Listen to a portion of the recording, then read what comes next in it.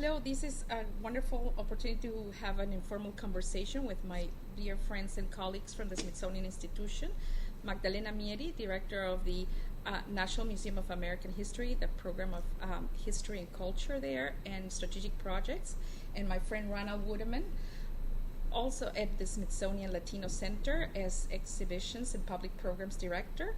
And my name is Maria del Carmen Cosu, CITES, the Smithsonian Traveling Exhibition Service, Project Director for Latino Initiatives, and we are having this conversation celebrating Hispanic Heritage Month. We have wanted to talk about how we came to our museum careers, each one of us, to share how was our path to this wonderful field that is never boring, that's always the possibilities for learning and experiencing and meeting great colleagues is always available. And we have discovered that unfortunately the number of Latino professionals is very low in the field. And we want to entice through this conversation other emerging museum professionals or new professionals to the field. If you're an accountant, a graphic designer, a financial analyst, you have a place in the museum world and we need you. If you're a Latino with a great background and you want to experience this wonderful world, think about the museum world as a possibility for a job market. Sell yourself in the museum. We need more Latinos in our field. And now, without further ado, I want to ask my colleagues here, how did they came to the museum profession? I have an interesting story, but I want to learn from Magdalena and Ronald, and we all came from somewhere else, and the museum took us far. So Magdalena, if you want to share with us. Sure, thank you, CITES and Makaki, for inviting us and share this opportunity to attract more people to the field. As you said, it's an incredibly creative field, and it's a joy to work in museums when they have the resources and they value your work, right? So I studied museum studies, a BA, back home. I'm from Argentina, and I also did a master's in anthropology. And while I was studying anthropology, I realized I was trying to see myself working mostly in academia or doing research, doing field work, and then writing essays or teaching, and I didn't feel very comfortable. I felt that people were writing scholars for each other. They weren't really paying attention on how to bring this wealth of knowledge to regular people, everyday people. So I started to do an internship in a museum, and I really loved it. I loved how creative and interdisciplinary the field is, and the possibility of interpreting objects, learning about material culture, and then how to bring that to the public, and how to sort of transfer that information. And I fell in love working in museums, and actually fell in love. I met my husband working in a museum, so all around it. And then I decided that was the field that I wanted to grow in and share my knowledge and research that I was doing. So that's how I started. Thank you. And now we'll go to Ronald to share how you started in your museum field, and then I will ask you also later about what are you doing now currently. Thank you, Ronald. Well, thanks for having me. Good to be here. It's actually really, as we'll be discussing, we're actually all very connected professionally in terms of our career path, what brought us to museums. Growing up, I never really knew museum work as really a career option. It never really occurred to me. Maybe the closest thing that had crossed my mind was like library work. But really, I came to museums in a kind of winding path, and yet at the same time in a sort of direct way. I didn't get into the museum field till I was almost 30. Basically, I got into it really doing more sort of Latino cultural work, you might say. My interest really was in, just like Magdalena was saying, public engagement, doing some kind of cultural work that really sought to sort of remedy some of the problems that I would say that we have culturally, among one of the most important being the sort of invisibility of many of our stories and histories. So really the way I started doing museum work was back in the day. I used to do this crazy magazine. I was young and naive enough to send it to all kinds of institutions looking for support for photocopying and whatnot. And at one point Magdalena said, hey, why don't you consider this fellowship at the Smithsonian that's now called the Latino Museum Studies Program. And this fellowship is really critical, or has been really critical historically. It's been around for 20 plus years. Magdalena obviously used to run it. and its whole point is to bring in Latinos, in particular graduate students, expose them to museum careers and try to make that connection. And then while I was in this program, I thought, geez, I better get a master's degree, and that will help me to get a job in the museum field. And I did the museum education program at the George Washington University, which, of course, is where you studied as well a couple of years before. A couple of years more. Yeah. Thank you, Ronald. And I would like to share, I came to museums. I come from Lima, Peru. It's a country where everywhere you walk, you see richness of our ecological sites, our patrimony, and I walked in front of Huaca, an archaeological site, every day walking from school to my home, and I loved history and very proud of the Peruvian history and was surrounded by history books at home. So I decided I was going to study history. I wanted to do research, and then I found my path going to teach at my own school, and I discovered I love also education. And from there, I got a call that was kind of magical because a friend called me that they needed an assistant director at a museum in Peru. And I went for the interview, and they hired me. And that's where in the museum I discovered that it was my two passions, research and education, were possibilities. And I discovered that museum was the greatest classroom because we had all the objects, like you said. And teaching from the real objects was something that was driving me. So I worked in the museum in Lima for a couple of years until I discovered that there were internship opportunities here at the Smithsonian. And it was a big leap for me because I never had been out of my country, and there were no museum studies in Peru. So I decided to take the leap and come to the Smithsonian to learn more about museums. And I started here at CITES, where I'm now. It's a full circle. Now I'm more senior in my career, and I have come to the place where I started. CITES is the Smithsonian Traveling Exhibition Service, and I started here. And through my colleagues here, when I was an intern, I discovered the museum education program, and that fit what I wanted to do. And I studied museum education, and then immediately was hired after graduation to work at the Smithsonian. And I've been here for many years now, and I love it. I have fun every day. I learn more things every day. I meet the best people in the world, so I would love for others to come to these careers as well. So now that we shared how we came to the museum field, I would like to ask my colleagues, what are the interesting things that they are doing now? I know that the world of the Smithsonian Museums is fascinating, so you must be working on very wonderful projects. So if you can share, Magdalena, Ronald, it would be wonderful. All right, I'll start then. Yeah. Great. As the elder. We were just together, as a matter of fact. So as you mentioned, I direct the program in Latino History and Culture at the National Museum of American History. So that program was created about 10 years ago, a little maybe more like 12, now that I think of it. And it has two main goals. One is to attract more of our Latino communities to come to the museum, and at the same time work across the different curatorial areas and with collections and education to create more content related to Latino. As you all know, maybe our viewers as well, people have a more enjoyable, lasting, memorable experience when they visit a museum, particularly a history museum, and they see themselves and their stories reflected on it. So that is kind of the goal of my program. So I try to do a number of things that had to do with facilitating collections acquisitions, creating new educational programs, and creating public programs, and also a web presence. So as Ronald mentioned, we were just together this past Saturday. We put together a fascinating festival. I had so much fun, and it was so important to do it. It was called Latinidad, but it was looking into Latina women American experiences. And we were particularly highlighting Afro-Latinas.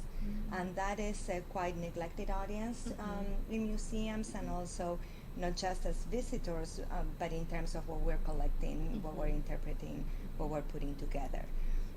So we featured different all-women artists, from a muralist that worked with the public, with 58 members of the public, to create a mural that's now on display in the museum.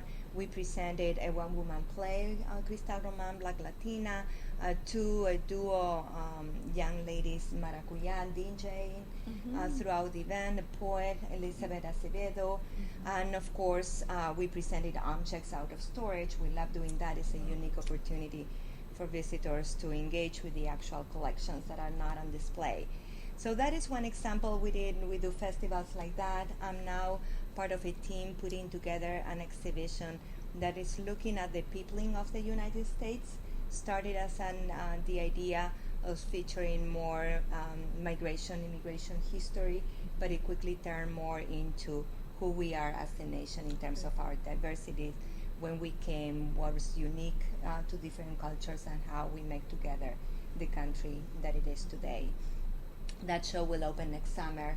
I'm part of the team on that exhibit and creating, particularly developing a curricula, because we feel teachers don't have, most of the times, the tools that they need and the materials that they need to teach migration as a continuum throughout American history.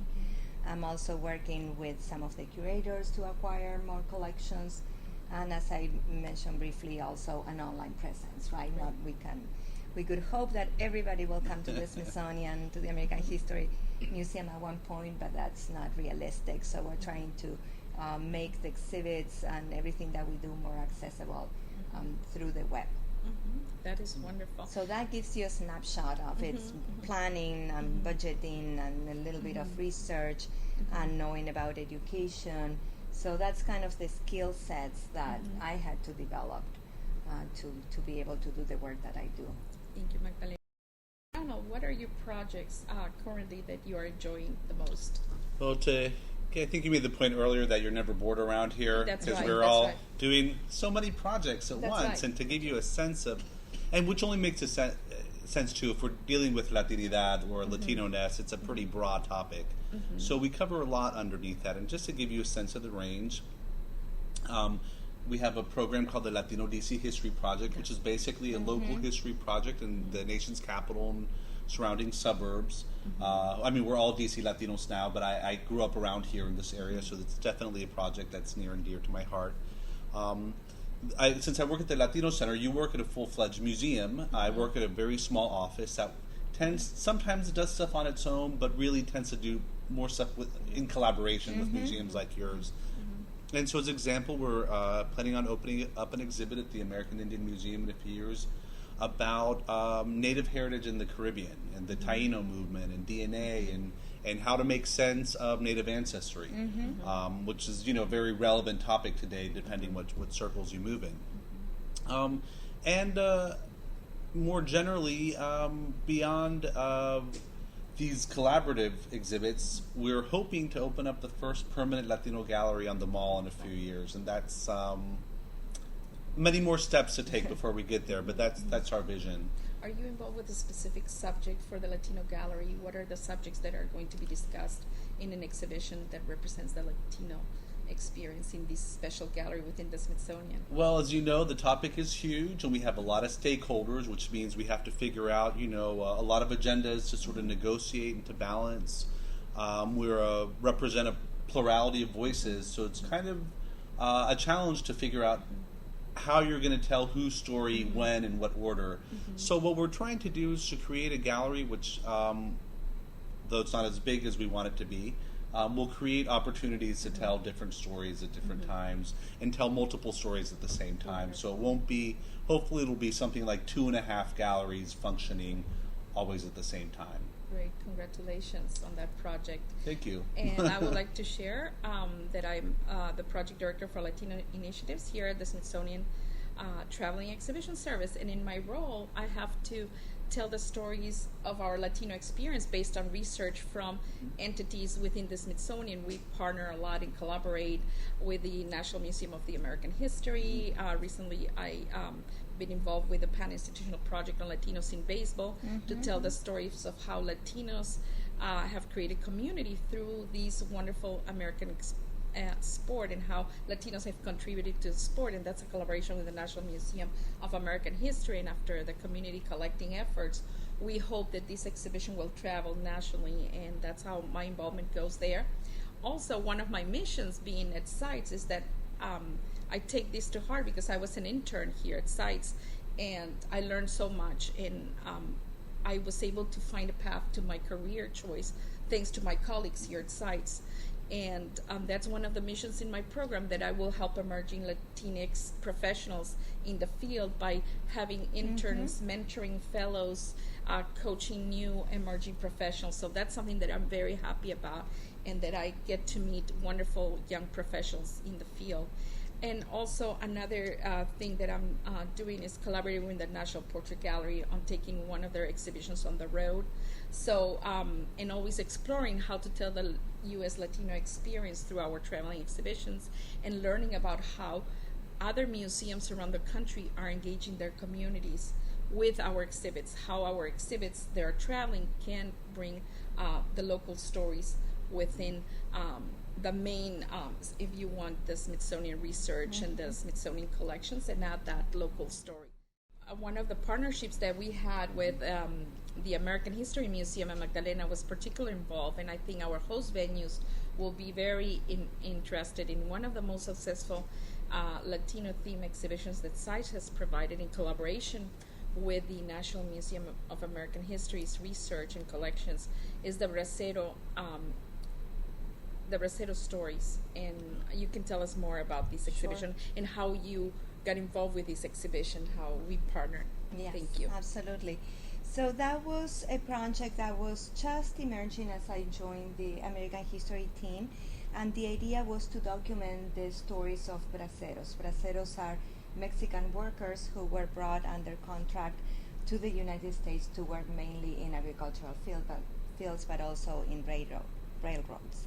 It started in 1942 during World War II, so the idea was that these workers could come and supplement the labor of men here who were fighting the war. But it lasted 40 years, and it's estimated that about 4.5 million Mexican nationals came and worked as part of that program. Some went back to Mexico, many stayed, and was a great influx into the Latino cultural and economic landscape of the United States. So there were new communities. This is when you see the first Mexican restaurants being more popular, first masses in Spanish language. It was really had an important impact. And the museum had just received a collection of photographs, 17,000 photographs taken by the photojournalist called Leonard Nadel. And he went through the border and different recruitment centers and documented the whole process that Braceros went through. And actually his photographs helped make the case in Congress to stop the program because it was extremely abusive. So we had that collection of photographs, and so we decided that we wanted to do an exhibit based on them, but we really were committed to these workers and their stories and be able to provide interpretation of the show through their voices. So the museum partnered with several universities, University of Texas in El Paso, Brown University, George Mason University, several other ones, to create oral histories. And we trained students on how to do oral histories, and then went out throughout the nation and did sort of recording days with braceros. And we gather about 700 oral histories that are all available online through George Mason University website that we developed in partnership.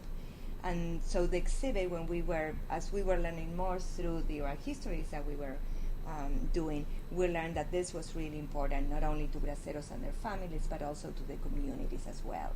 And that's where the idea of doing a traveling exhibition came to us, and we partnered with Sites to do this very successful exhibit. It was very easy to travel, based on the photographs created on panels, and with just a few objects that each venue that received the exhibit was able to bring out. So we didn't travel the objects, not to make it too expensive. And it's been traveling, 5 years now? Probably 7 years. And oh my God. we had to extend the tour to 2017. So it started in 2010, and it's going to go until 2017. And we are very happy that we visited many of the sites. We collected the stories of community engagement from all the locations, and they've made sure that the exhibition had incredible, wonderful programming that involved the community. Recently, I was in Austin, Texas, where the community engagement was successful through public programming, education programs, and a curator was hired to build on the stories of local farm workers at that time from the Austin area. And it was a secondary exhibition, but it complemented our Bracero show wonderfully because they collected stories from the families and they brought their own objects. So it was a very rich experience to see this happening. And also we had a storytelling program where the storyteller had lived with the farm workers and created these fabulous stories, and it was a wonderful public promise. So it's great to see the commitment of the other museums around the nation that are looking at our exhibits and our research and our collections as a catalyst to bridge with the communities. So I'm very happy that we've collaborated that way. Are we looking at more collaborations? Always is wonderful. I think we're looking probably at more future collaborations. We've definitely done some projects before in the past. I think more recent collaborations, I think Magdalena and I usually collaborate throughout the year on public programs in particular. But really, I think the Smithsonian Latino Center, you know, since we don't have a space of our own, we really have to collaborate with other Smithsonian museums. And fortunately, as is the case of the American History Museum, the National Museum of the American Indian, and others like the National Museum of Natural History, they're very generous with their space. So we often use their auditoriums to really access their audiences and hopefully bring them new audiences as well. Thank you. I am going to ask you, what recommendations do you have for emerging professionals that would like to come to the museum field? What would be your recommendations for young professionals that are seeing our conversation and that are in fields that are not traditionally tied to the museum work? How would you advise them to come in and start in the museum profession? I could say that perhaps a degree in museum studies is not necessary. It's not necessary. They could be trained in any other field. And as we were saying before, the museum field is so interdisciplinary that regardless background, even if they are lawyers or perhaps except the medical field, but there are science museums and natural history museums that do forensics. So it's regardless your background. If people are interested in working a field that's extremely creative, that's a public space that's responsible towards their communities, that wants to keep itself relevant, any background, I think it's suitable for museum work. And then people skills, I'll say it's a must. Absolutely. People, I mean, it's kind of a big education, right? Museums are education institutions about anything else, and research as well. So, and an internship is always a great way to start. If it's a paid internship, that's a lot better. But unpaid internships, volunteering time, kind of getting yourself involved in the field and seeing if that's something that you'd like to pursue. Thank you. Ronald, any idea how to entice new Latino professionals, Latinx professionals into the museum? I definitely think we need to do a better job of letting people know that this field exists and that we need them. You know, it's really important that we start diversifying the field and really recruiting from a lot of diverse sectors of American society. And I think probably one of the most important things is to be connected with your sense of purpose. You know, if you're going to work in a museum, like you're saying, it's a very much a public serving place.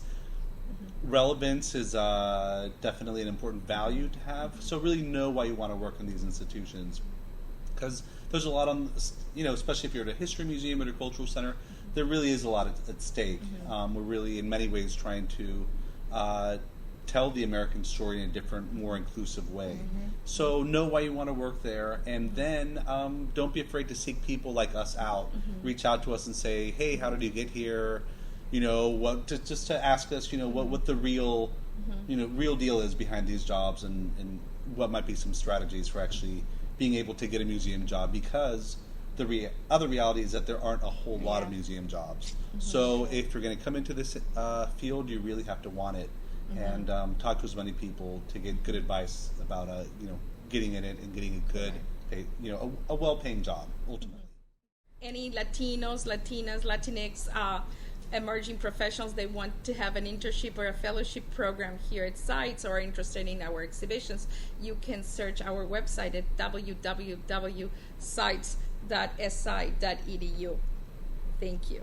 Muchas gracias. Muchas gracias, amigos. Gracias. This is the start of Macaquis. That's right.